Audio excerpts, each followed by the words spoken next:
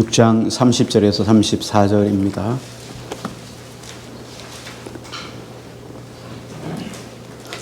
제가 봉독합니다. 사도들이 예수께 모여 자기들이 행한 것과 가르친 것을 낱낱이 고하니 일세 너희는 따로 한정한 곳에 와서 장사하시오라 하시니 이는 오고가는 사람이 다 음식을 별로 없으나 이에 배를 타고 따로 한적한 곳에 갈새 그들이 행한 것을 보고 많은 사람이 그들인 줄 알니라. 모든 고을로부터 도로 그곳에 달려가 그들보다 먼저 갔더라. 같이요.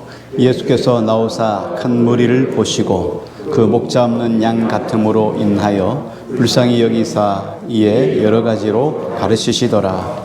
아멘. 네, 오늘 본문 마가복음 6장 30절에 34절 4절인데요. 말씀의 제목은 잠깐 쉬어라 이렇게 이야기합니다. 오늘 본문 30절에서 34절 짧은 말씀인데요. 우리 6장 앞에서 있었던 말씀하고 뒤에 있는 말씀 35절부터 오병이어의 기적이라고 하는 것이 연결되어 있습니다. 그래서 오늘 오병이어의 기적이 어떻게 해서 일어났는지 그 배경을 조금 조명해 보려고 합니다.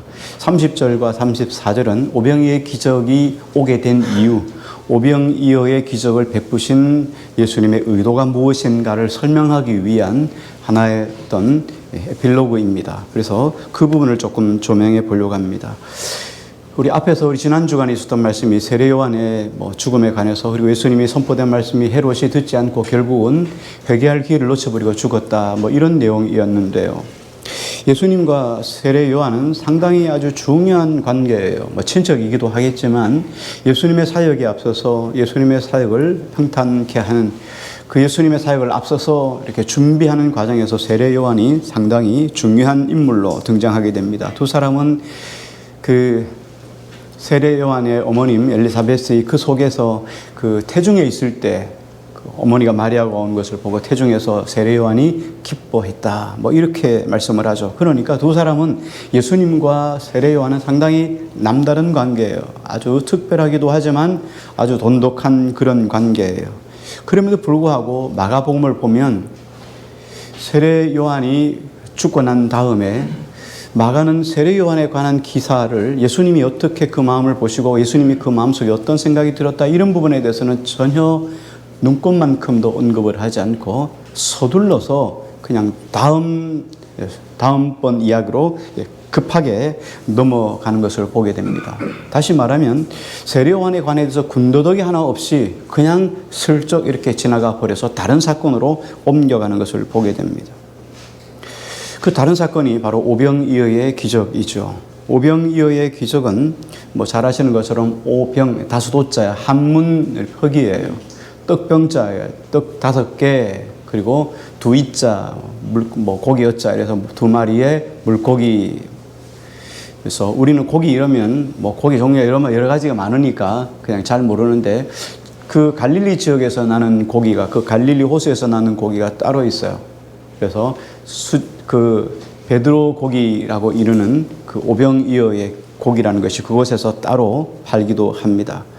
자, 마가는 세례 요한의 죽음을 언급한 이후에 성경의 흐름을 갑작스럽게 오병이어의 기적으로 슬쩍 바꾸어 갑니다. 그러면서 오늘 본문은 이렇게 시작을 하죠. 우리 30절 말씀을 한번 같이 읽겠습니다. 30절입니다. 시작. 사도들이 예수께 모여 자기들의 행한 것과 가르친 것을 낱낱이 고하니. 이 이야기는 앞에 있었던 이야기의 연속적인 사건이죠. 마가복음 6장에 보면 초두에 예수님께서 둘씩 제자들을 짝을 지어서 예수님의 권능을 그들에게 주셔서 가서 복음을 전하도록 그렇게 사람들을 보낸 이야기가 나옵니다. 그 이야기가 나오고 난 다음에 그 기사가 나오고 그리고 너희가 나갈 때 하면서 전도자의 자질, 전도자의 갖춰야 될 모습에 대해서 설명을 하고 있죠. 두벌옷도 가지지 말고 두벌 신발도 가지지 말고 가방도 가지지 말고 그냥 호련단신 마치 가벼운 곳, 간단한 곳에 가듯이 그렇게 가고, 그리고 어떤 도성에 들어가면, 성에 들어가면 여러 집 옮겨 다니지 말라, 뭐 이런 내용들을 설명했을 겁니다. 그 이야기를 여러분이 잘 기억하실 텐데, 그 이야기 끝나고 막바로 연결되는 게 세례 요한의 죽음 이야기예요. 그리고 세례 요한의 연결하고 난 다음에 이야기가 오늘 본문에 일어나는 이야기죠. 연결되어져요. 그러므로 세례 요한의 이야기는 앞에 전도자의 이야기, 전도자의 자질, 그리고 넘어서, 그리고 전도자들이 나가서 예수님께 보고하며 그 속에서 오병이어가 기적이 일어나는 그 사이에 세례 요한의 이야기가 슬쩍 끼어져 있는 거예요. 마가가 세례 요한의 이야기를 의도적으로 그 사이에 끼워 놓은 것 같습니다. 6장 초도에 보면 예수님이 제자들을 2사람씩 짝집어서 보낸 사건이 있습니다. 그리고 제자들이 이제 시간이 되어서 가서 복음을 전하고, 뭐 예수님과 정한 약속이 있었겠죠. 그 약속 시간이 끝날 때쯤 제자들이 예수님께로 나오기 시작합니다. 자, 어떻게 해서요? 예수님께서 나가라고 하셨고, 예수님이 나가시면서 그들에게 무엇을 주셨습니까? 하나님의 능력을 주셨어요. 그들에게 귀신을 쫓아낼 수 있는 권능을 주셨어요. 말씀도 주셨어요. 그러니까 그들이 나가는 곳곳마다, 복음을 전하는 곳곳마다 그들이 회개하고 주께로 돌아왔어요. 귀신들이 쫓겨나가기도 하고 병든 자가 치료하는 역사가 일어났어요. 자, 그러니까 그들이 얼마나 흥분했겠어요. 지금까지는 예수님이 하시는 것만 목도했거든요. 예수님이 병 고치는 거, 물 위로 걸어오시는 사건들, 예수님이 하시는 사건만 지금까지 쭉 봤는데, 이제는 자신들이 예수 그리스도의 이름으로 귀신을 쫓아내니까 귀신이 쫓겨나가는 거예요. 그리고 병든 자의 손을 얹으니까 병든 자가 벌떡벌떡 일어나는 거예요. 여러분, 그런 일들을 만나면 흥분을 하죠. 하나님의 성령이 우리 속에 임하신 일들을 감당하면 흥분이, 이거는 말할 수 없는 흥분이죠. 제자 훈련할 때도 막 가끔씩 그럴 때가 있어요. 제자 훈련할 때 성령께서 강력하게 이끌어 주실 때가 있어요. 그러면 주로 뭐 주일 저녁 같은 때 이렇게 모여서 제자 훈련을 하고 나면 주일날은 꼬박 잠을 못 자요. 흥분돼서 가라앉지 않아서. 이런 때가 또 있어요. 제자들도 얼마나 이런 큰 흥분이 있었겠어요. 나가서 하나님의 거룩한 역사를 맛봤으니까 얼마나 기쁘고 감격스럽겠어요. 자, 그래서 수많은 사람들이 예수님이 하시던 사역을 보시다가 이제 제자들도 하는 것들을 바라보니까 예수님과 제자들이 자연스럽게 이렇게 연결되는 것들을 직접 눈으로 보고, 와, 예수님의 사역이 제자들을 통하여서 더 크게 확대되고 증거됐다는 것을 세상 사람들이 생각을 하게 됐어요. 그러므로 제자들이 나가서 하는 모든 사역은 예수님의 사역의 성공을 불러일으켜 준 거지요. 자, 그리고는 예수님께 돌아와서 예수님, 우리가 이런 일들을 만났습니다. 어느 지역에 가서 귀신을 쫓아냈고, 어느 지역에 가서 병변자를 고쳐냈고, 이런 이제 전도 보고를 할 거 아니겠어요? 이런 것들을 예수님에게 다 전하는 거예요.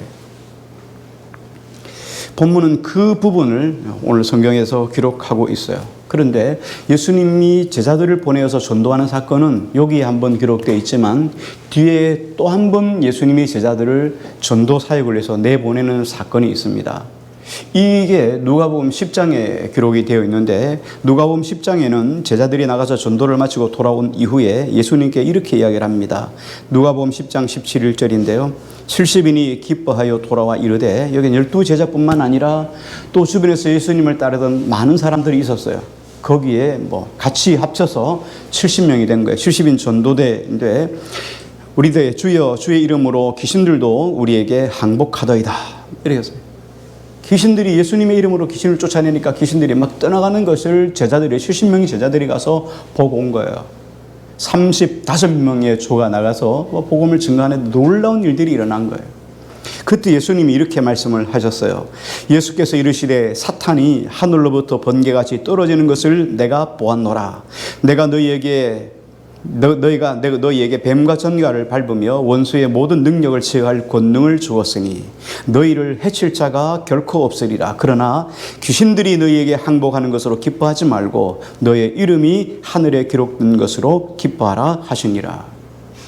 이 내용을 조금 풀어서 이야기를 하면 이런 내용이에요. 야, 정말 너희들 수고했다. 제자들 정말 고생했다. 수고했다. 나도 너희가 복음을 증거하고 전할 때, 능력을 행할 때 사탄이 하늘로부터 딱 떨어지는 것들을, 번개같이 떨어지는 것들을 내가 보았다. 내가 너희에게 권세를 주었으니까 너희는 절대로 나가서 너희를 해치지 못할 거야. 사탄이 너희를 방해하지 못할 것이다. 그러나 너희가 귀신들이 항복한 것으로 기뻐하지 말고 너희의 이름이 하늘나라에 기록된 것으로 너희가 더 기뻐하라. 이렇게 주님이 말씀을 하셨어요. 예수님의 명령을 받고 복음을 전할 때 제자들이 귀신도 쫓아내고 많은 사람들이 예수님을 영접하고 하나님께로 돌아왔어요. 자, 이렇게 할 수 있었던 이유가 뭐냐면 예수님이 그들에게 귀신을 쫓아내는 권세와 능력을 그들에게 주었기 때문에, 주지 않았으면 감당할 수 없죠. 그런데 주었기 때문에 그들이 예수님의 이름으로 나가서 귀신을 쫓아내고 능력을 행할 수 있었던 거예요. 오늘 이 사건에서 이 부분이 정말 중요합니다. 우리도 살아가다 보면 우리를 통하여서 병든 자를 치유하고 고치시고 세우시는 일들을 우리가 가끔씩을 목도하게 되죠. 그럴 때 그런 일을 바라볼 때 대부분 우리는 그것을 치료하시고 회복하시고 응답하시고 결과를 주신 하나님께 우리의 시선을 주목하지 않고 사람에게 주목할 때가 많다는 거예요. 그 부분을 오늘 본문이 막아는 그 부분을 좀 직시하라고 우리에게 말씀하시는 거예요. 옛날 과거에는 부흥회라는 것을 상당히 많이 했습니다. 부흥회, 그리고 이제 뒤로 조금 전환점을 넘어가면서 부흥사경회, 그래서 말씀 중심으로 어떤 부흥회를 하는 것들이 점점 있었죠. 과거에는 분기별로 부흥회를 했어요. 그래서 1사분기, 2사분기 이렇게 해가지고 1년에 한 4번 정도 부흥회. 이거 점점 줄어도 2번, 1번 이러다가 이제 부흥회가 거의 없어져 버렸죠. 이때 부흥회를 하면 부흥회 기간 동안 이런 기적을 많이 체험을 했어요. 부흥회가 없으니까 이제는 그런 능력을 체험할 기회가 실상은 거의 상실돼 버렸어요. 부흥회가 힘들고 어려우니까. 그러니까 부흥회를 하지 않으니까 이런 기적을 못 봤어요. 이제는 볼 수가 없게 된 거죠. 부흥회를 하면 사람들이 신앙이 점프가 되고 귀신이 떠나가기도 하고 병이 치유되기도 하고 놀라운 일들이 부흥회를 통해서 일어나는 것들을 많이 보게 되죠.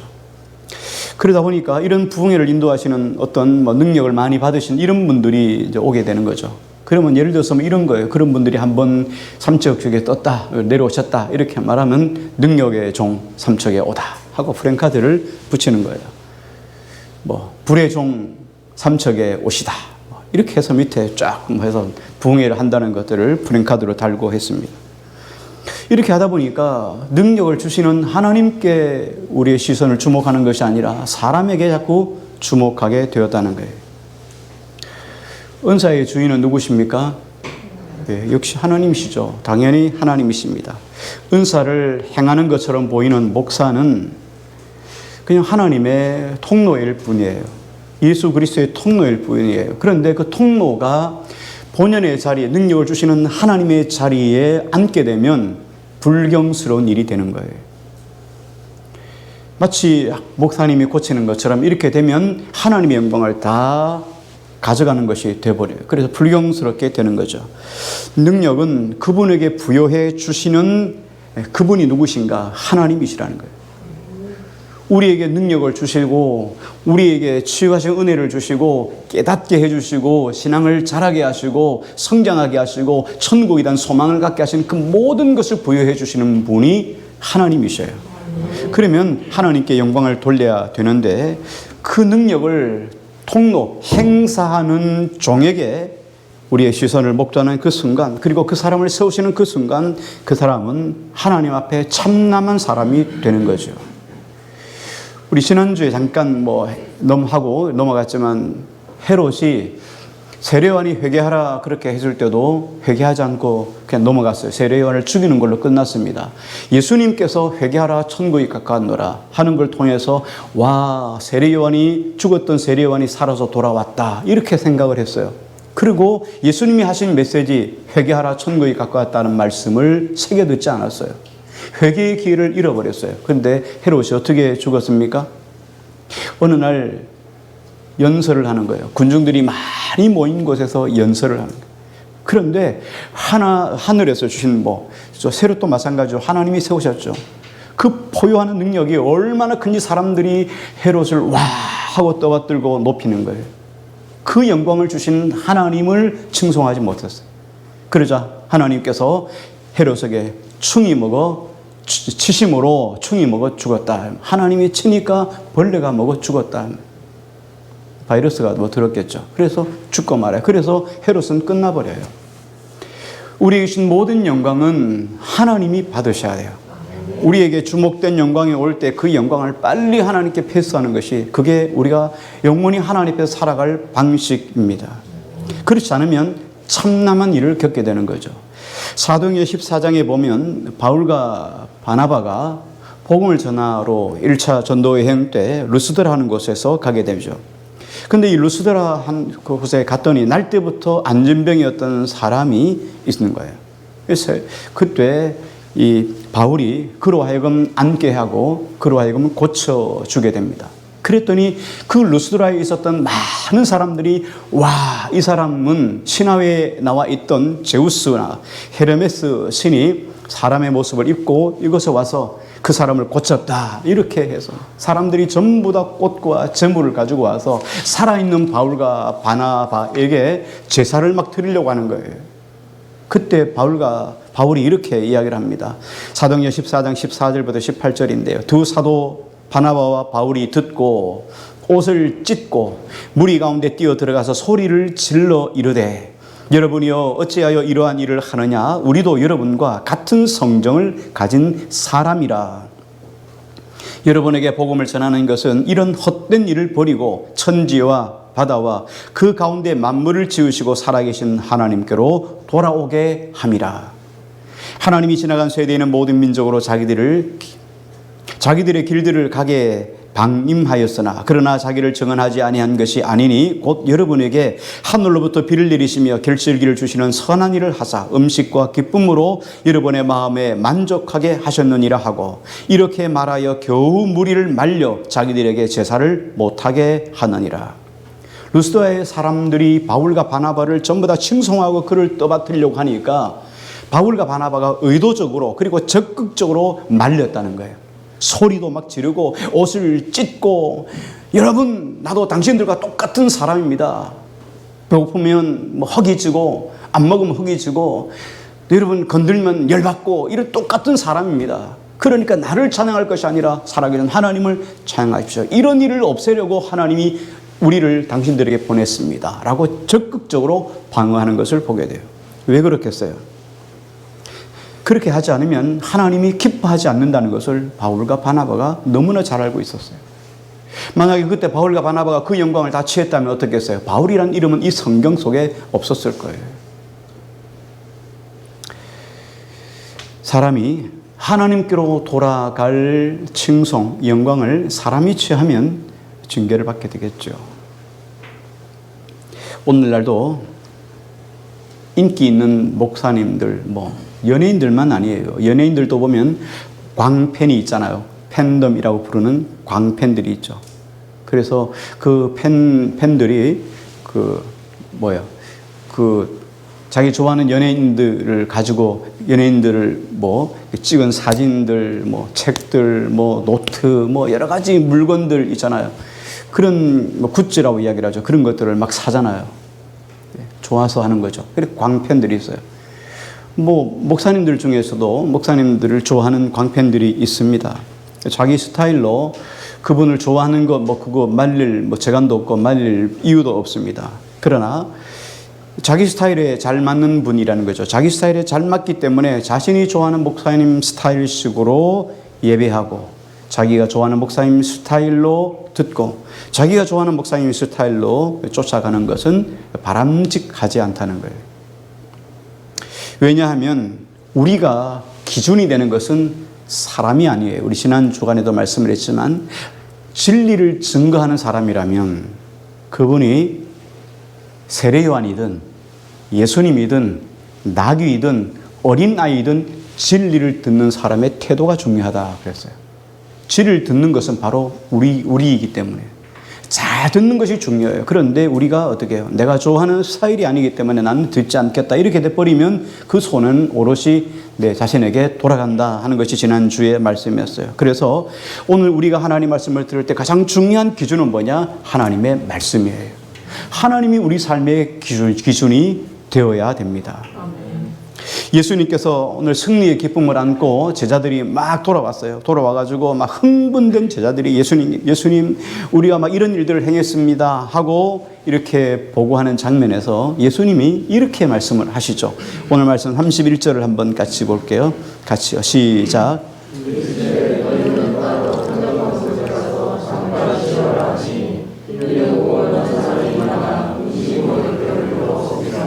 예. 예수님께 이제 갔다 와서 전도 보고를 해야 되는데 전도 보고를 하는 그 장면도 너무나 사람들이 복잡한 거예요. 많은 사람들이 예수님께 우겨 쌓여 있으니까 그곳에서 예수님께 가까이 갈 수가 없고 예수님과 한적한 어떤 교제의 쉐어링을 나눌 수 있는 시간이 없는 거예요. 그런 환경도 되지 않습니다.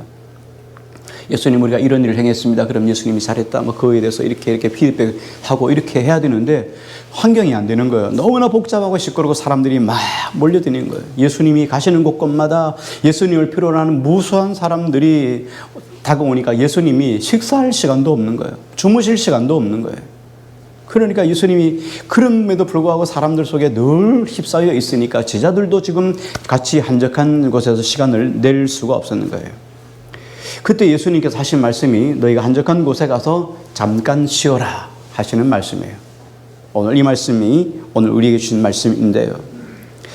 그리고 예수님도 제자들과 함께 그 자리를 벗어났어요. 왜냐하면 그 장소가 쉬기에는 적당하지 않았기 때문이죠. 그러다가 안 되니까 예수님께서 도저히 사람들이 모여오고 안 되니까 예수님이 배를 타고 호수 건너편으로 그냥 건너가 버렸어요. 쉴 곳을 찾아서 한적한 곳에 가려고 하는데 사람들이 계속 모이니까 할 수 없이 배를 타고 갈릴리 건너편으로 건너간 거예요. 그런데 예수님의 의도처럼 한적한 곳으로 간다고 갔는데 또 사람들이 배를 타고 가니까 또 사람들이 돌아서 한참 갈릴리가 상당히 넓은 호수예요.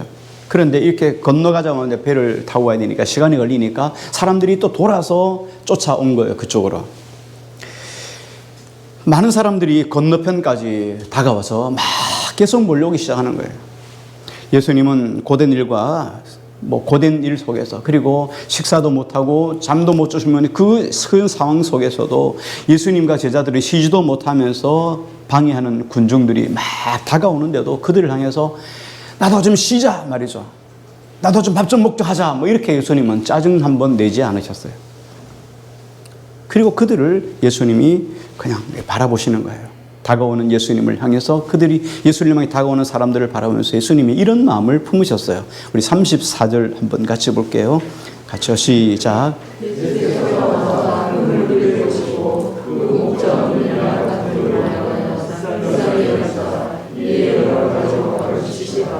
네, 여기 보면 큰 무리를 보시고 목자 없는 양 같음을 인하여. 자, 이 이야기가 뭔 이야기예요?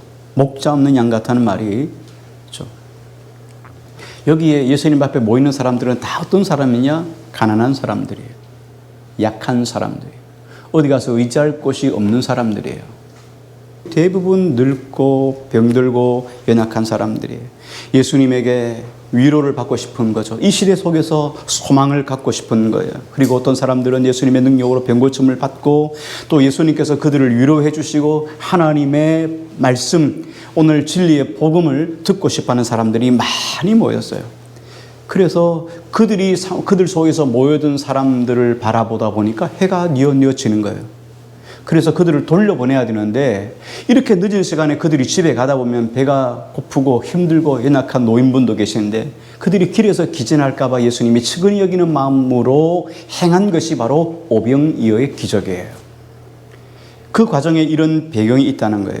자, 이제 오늘 이 본문 속에서 잠깐 쉬어라 하신 말씀이 오늘 주축이니까 이렇게 오병이어의 기적을 일으키는 앞에 배경 중에서 예수님께서 잠깐 쉬어라 제자들에게 이야기를 했는데 제자들이 많은 큰 일들을 행했어요. 가서 복음도 전하고 또 사람들이 회개하고 주님께로 돌아왔고 귀신들도 쫓아냈고 병든 자를 고쳤어요. 그런데 불구하고 왜 예수님께서 그들에게 야 너희 수고했다 칭찬, 따뜻한 칭찬 한마디 하지 않고 왜 예수님께서 한마디로 잠깐 한적한 곳에 쉬어라 라고 말을 했을까 하는 거예요. 오늘 여기서 두 가지 좀 질문을 던져보려고 그래요. 왜 예수님께서 제자들에게 쉬라고 하셨을까? 그리고 제자들은 예수님이 쉬라고 하는 이 의도가 무엇인지를 이해하고 있었을까? 이 두 가지 내용이에요. 그래서 이 두 가지를 조금 한번 초점을 생각해 보려고 합니다. 왜 예수님께서 제자들에게 먼저 쉬라고 하셨을까? 한적한 곳에 가서 잠깐 쉬어라 라고 말씀하셨을까요? 이 질문의 답은 의외로 상당히 좀 간단합니다. 제자들이 나가 말씀을 전할 때 사람들이 예수님께로 돌아왔어요. 병든 자를 고쳤습니다. 그들이 회개하고 예수님을 믿었습니다. 귀신을 쫓아냈습니다. 병든 자를 고쳤습니다. 그러니까 자신들이 바라볼 때 얼마나 자랑스럽겠어요. 충분히 그들 자신들이 자랑스럽고 야 우리가 이런 일을 하는 사람이다 이런 우쭐대고 싶은 마음도 있었을 거예요. 자, 그런데 여러분 잠깐 생각해 보세요. 제자들이 어떤 사람들입니까? 갈릴리에서 어부하는 사람들에게서 버림받다시피 하는 세리들이었어요. 세리, 어부, 대체적으로 이런 사람들이어서 이런 천하고 약하고 부족한 사람들을 예수님께서 부르셨어요. 그리고 그들에게 어떻게 해요? 세워서 예수님의 능력을 부여해 주시고 그들을 믿고 파송해 주셨어요. 보내 주셨어요. 무엇보다 가장 중요한 것은 그들에게 보내면서 하늘의 권세를 그들에게 부여해 주셨다는 거예요. 그러면 그들이 가서 이 하늘의 권세를 받고 그 권세를 가지고 나가가지고 병든 자를 치유하고 귀신을 쫓아냈습니다. 그러면 그들이 돌아와서 가장 칭찬을 받고 싶어 하는 분이 누구여야 해요? 이렇게 큰 일을 했으니까 누구에게 칭찬을 받는 것이 가장 합당한 것이에요? 그렇죠. 하나님에게, 예수님에게 칭찬받는 것이 마땅한 거예요. 근데 지금 그들의 초점은 어디에 가 있습니까? 자기 자신들에게 가 있는 게 우리가 이런 일을 행했습니다. 너무 흥분되고 감격하고 감동하고 하나님이 이런 일을 하게 해주셨습니다. 예수님이 우리에게 이런 권세를 주셔서 우리가 이런 일을 지금 행하고 있습니다. 예수님 우리가 기도했는데 예수님이 이렇게 응답해 주셨습니다. 너무 감사합니다. 모든 영광을 누구에게 드려야 돼요? 하나님께, 예수님께 드려야 돼요. 그런데 이런 응답을 받았어요. 와, 내가 이렇게 기도를 했더니 응답해 주셨습니다. 이렇게 지금 초점이 어디에 가 있어요? 제자들에게 가 있는 거예요.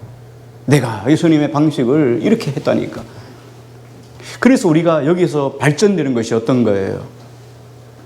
자칫 잘못하면 물론 이런 것들이 다 무시되고 없어도 된다는 말이 아닌데 그래서 여기서 우리가 잘못 가면은 이렇게 돼요. 어떻게 기도하는 것이 응답받는 비결인가? 어떻게 기도를 잘하면 응답을 받을 수 있는가? 이런 쪽으로 발달되게 되어 있는 거예요. 여러분 우리가 기도를 멋지게 미사여구를 잘 사용하기 때문에 하나님이 응답해 주시는 걸까요?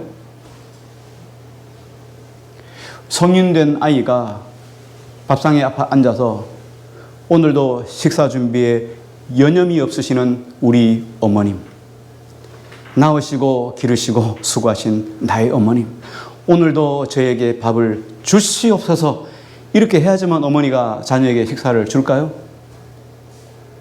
윤혁이처럼 어릴 때 엄마 밥 이렇게 하면 못 알아듣고 안 주실까요? 하나님은 우리가 기도를 어떻게 해야 들어주시는 그런 하나님이 아니시라는 거예요. 근데 우리가 어떻게 해요? 자꾸 이런 쪽으로 가는 거예요. 왜? 어디에 초점이 맞춰져 있어서 그렇죠? 병을 고치고 많은 사람을 죽기로 돌아오게 한 장본인이 누구라는 거예요? 나에게 맞춰져 있습니다. 그러면 우리가 이런 방법으로 간다는 거예요. 그들에게 하늘의 권세를 부여해 주신 분이 누구셔요? 하나님이시잖아요. 예수님이시잖아요. 그러니까 갔다 와서 예수님께서 우리에게 주신 능력으로 우리가 이런 일을 행했습니다 라고 예수님께 영광을 돌리는 것이 지극히 타당하다는 거예요. 그래서 마가는 지금 어떻게 해요? 오병이어의 기적을 베풀기 이전에 지금 이 배경을 쓰는 거예요. 마가의 초점은 뭐예요? 곧 연결되어진 오병이어의 기적을 통해서 야, 너희들이 예수님 흉내내기를 조금 했지, 그 흉내내기를 통해서 이 오병이어의 기적을 한번 봐봐, 이런 거예요. 프로페셔널 앞에 취미로 하는 사람이 견주어 놓으면 어떡해요? 게임이 안 되잖아요. 그죠? 군뱅이 앞에 주름 잡지 말라, 뭐 이런 얘기죠. 하나님의 큰 능력, 오병이어로 5,000명이 먹고도 남아 12광줄이 가득 베푸신 그 하나님의 능력 앞에서 너희는 아무것도 아니라는 거예요. 그러니까 너희의 초점은 지금 무엇을 보라는 거예요? 오병이어를 베푸신 그 하나님이 어떤 분인가? 그분이 하나님의 아들이신 예수 그리스도에게 초점을 가지라는 거예요. 그런데 겨우 내가 한 것 가지고 내가 했다고 그렇게 자랑하는 것에 초점을 지금 어디로요? 예수 그리스도에게로 지금 돌리기 위해서 막아는 이것을 지금 잠깐 쉬어라 하는 것을 여기에 기록해 놓은 거예요. 짧은 절이지만 이것을 발견해야지만 그들의 시선을 지금 오병이어의 기적으로 제대로 보게 할 수가 있기 때문이에요. 마가는 이 우리의 시선을 오병이어의 기적에 지금 붙잡아 놓기 위해서 앞에 배경 설명을 우리에게 하고 있는 거죠. 결국 그들은 앞에서 있었던 사건, 귀신을 쫓아내고 그 군대 귀신 든 사람 쫓아내고, 그렇죠. 그다음에 죽었던 소녀를 달리다굼 이렇게 했던 그분이 누구세요? 예수님이시잖아요. 그 기적을 보고서도 여전히 지금 어떻게 나가가지고 귀신 쫓아낸 거 그 하나 가지고 자꾸만 자기에게로 초점을 맞추려고 하는 것이, 이게 우리 인생의 죄악성이에요. 우리 인간은 끊임없이 우리에게로 초점을 맞추려고 그러고, 하나님은 어떡합니까? 끊임없이 우리의 초점을 누구에게 해요? 예수 그리스도에게 맞추는 거예요. 두 번째 질문은 뭡니까? 왜 예수님께서 제자들을 쉬게 하셨을까 하는 거예요. 자, 예수님은 흥분돼서 들떠있는 제자들을 쉬게 하심으로 지금 이 일이 왜 일어났는지에 대해서 지금 생각할 수 있는 시간을 주시는 거예요. 배려할 수 있는 시간을 주시는 거예요.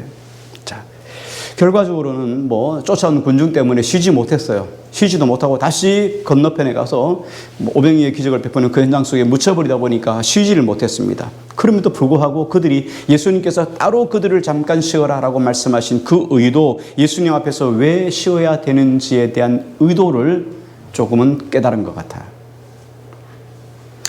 쉴 새 없이 따라다니는 군중들로 인해서 제자들은 어떤 생각이 들었겠어요? 여기에서 지금 그 의도, 예수님께서 쉬어라 라고 하신 그 의도를 발견하지 못하면 우리도 제자들처럼 그 길을 똑같이 걸을 수가 있기 때문이에요. 가장 중요한 것은 목사이든 목사가 아니어도 복음을 전하는 우리 모두가 다 마찬가지예요. 당신도든 아니든 신앙생활을 오래 했든 아니든 우리는 나가서 복음을 증거하고 또 사람들에게 함께 우리의 삶 예수 그리스도를 증거하는 사람들이잖아요. 다 예수 그리스도를 증거하는 사람들이에요. 이렇게 하나님의 이름을 전하는 사람들, 예수 그리스도의 이름을 전하는 사람들은 늘 우리가 가슴깊이 깊이 새기고 명심해야 될 것이 있습니다. 그게 뭐냐면 우리는 나를 보내신 분을 위해서 일하시는 사람들이에요. 그래서 그들은 언제든지 어느 때나 그 보내주신 그분의 힘으로 어떤 일을 한다는 것을 늘 기억하고 있어야 돼요. 우리가 그 일을 위해서 열심히 하잖아요. 우리가 어떤 일을 시작하기 전에 기도하잖아요. 자녀들을 위해서 기도하기도 하고, 어떤 일을 하기 위해서 기도하기도 하고, 어떤 사건을 위해서도 기도하기도 하고, 내게 주어진 일들을 위해서 늘상 우리가 기도합니다. 자, 그런데 우리가 기도하는 가운데 또 준비하는 가운데 어떤 일을 행하는 가운데 나도 모르는 어떤 일들, 나도 감당할 수 없던, 내가 상상할 수 없었던 일들을 하나님이 하게 하시고 결과를 주시고 드러나게 하실 때가 있어요. 하나님이 이렇게 병도 고치시는 분이구나. 하나님이 이렇게 응답 주시는 분이구나. 하나님이 이렇게 채워주시는 분이구나. 우리가 그것들을 체험할 때 있어요. 그럴 때 늘 기억해야 될 것은 처음 마음을 잃어버리지 말라는 거예요. 처음에는 어땠습니까? 우리가 어떤 일을 할 때 처음에는 다 어땠습니까? 여러분들이 예수 믿고 교회에 나왔을 때 여러분 처음 마음 어땠어요? 내가 주님을 위해서 살아야 되겠다. 겸손한 마음으로 주님만 높이고 그렇게 살아야 되겠다. 우리가 늘상 이렇게 생각하죠.